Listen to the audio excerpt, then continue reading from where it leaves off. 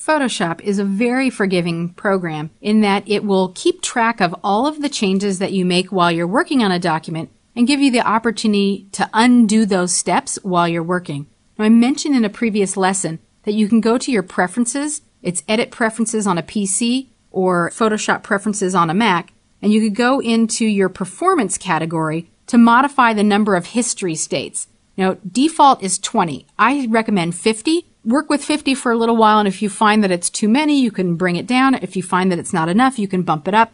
It does sort of increase the file size while you're working, takes up RAM rather, but 50 should do it for you.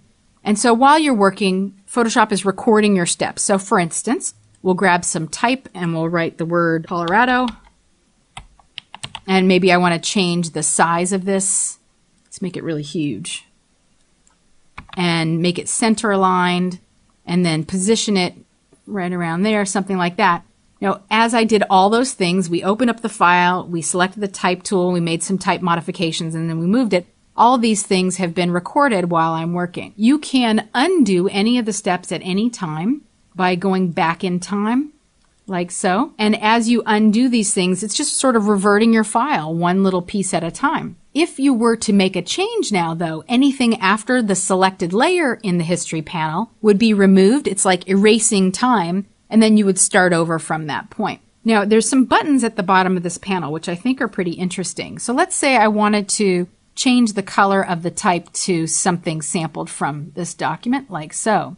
So I set the character style. And now I look at this and I think, well, you know, I really like this one, but I'm not sure. I kind of like the way the white one was. Maybe I'd like to move these off in two separate directions and then work on them at the same time and then compare them. So you can create what's called a snapshot by clicking this little button here. And this creates a snapshot of where you were in the work process so that if you continued working, so again, let's say I decide I want to try another color. Now let's try a blue.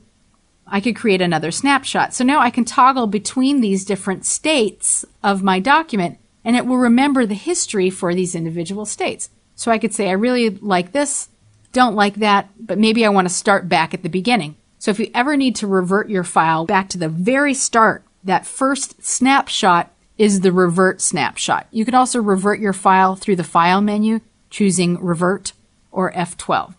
So let's say I want to leave it on this last snapshot, but I still want to work in white and have this as an alternate option.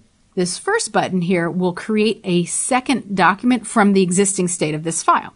Clicking this button, there's my second document with that blue that I like to work with. Then I could go back to my history panel and maybe change the character style back to white. So now I have two documents, one with the text in blue, one with the text in white. I could do modifications to both of them simultaneously, and at the end of it, I can compare them and decide which one I want to keep and throw away the one that I don't want to keep and then continue working. So all these steps were recorded in the history panel. Now there's another panel that's really great to work with. It's called the Actions panel. And if you don't see a little marker for it here in this collapsed secondary panel dock area, you can open it up through the Window menu. It's Window Actions. And Photoshop comes with a bunch of preset default actions in the Default Actions folder. This folder can be expanded and collapsed by clicking on the arrow, and you can apply any of these to your entire document or a selected layer at any time. So for instance, if I wanted to cast a shadow on the type layer, I would go to the Cast Shadow action, select it, and click the play button to play it on my document. There are other free default actions that you can access and open up and bring into your document through the Action panel's Option menu.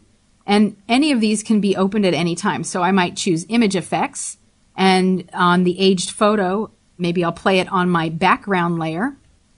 Click the background layer, press the play button, let Photoshop do its thing, and then I'm done.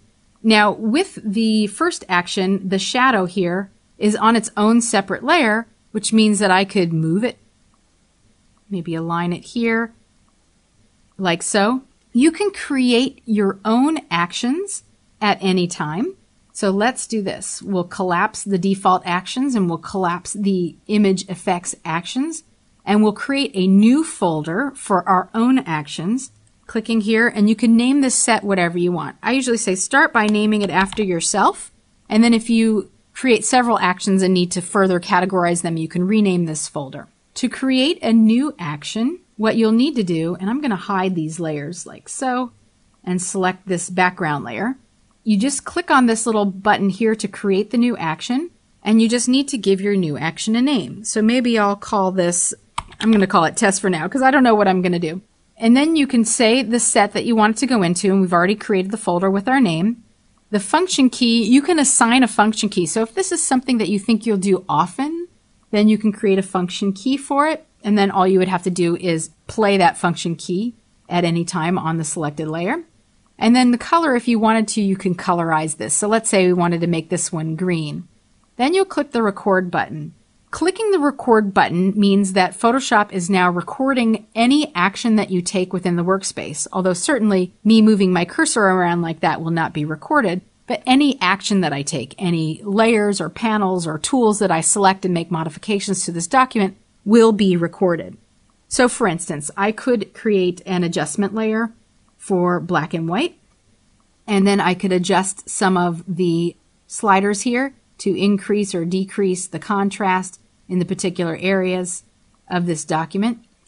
And all this would be recorded. I could even apply a tint to this image, and then I could choose the tint color. Let's say I want to make it kind of, let's see, we'll do kind of like a reddish pinkish color, something really faint like that.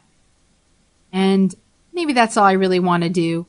When I'm done, all I have to do is click the stop button, and it remembered all of these steps, which means I can go and open up any other document that I've been working on, and then I can play my action. All I have to do is select it. It doesn't need to be expanded. Selected, and then play that action on that image. And this will remain here in my Actions panel for all my other documents, and I can create as many actions as I want to do as many things as I like at any time.